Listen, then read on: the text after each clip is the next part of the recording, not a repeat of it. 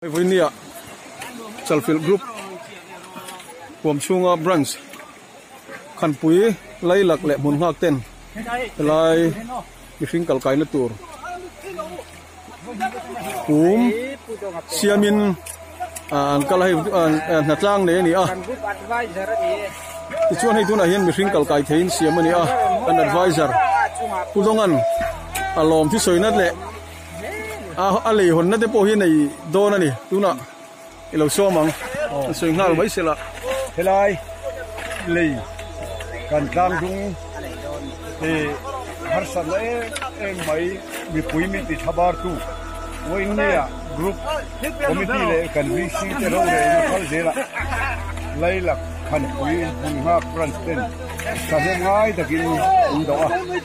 kan vi si te palon tha hi bum siam pura ti kan lia amaro chungai dana alhom hara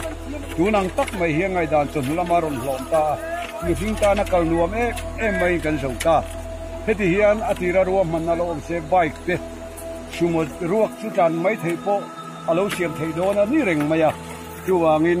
kan tlang dung mi puite min kai hak le in ka sia hian voin nian ha tho hetiang alo lang mi hingta na long ngai to lowa kal jur thei kan lo nei ta hi alo om ka tia de kan tlang dung mi puiten amman thei ni ti kapuange chumi ni tur chuan group a yo in ka honge cụt bê hả?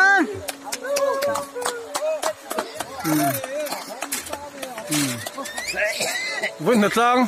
mi sa chuang phê mấy nát lang anh đi ai cho nên gắn gió tông nín gắn gió tố vàng nín nó hay là trên nó hồ to khi là mình để bỏ khi lúc bây giờ hay thai làm cái gì vậy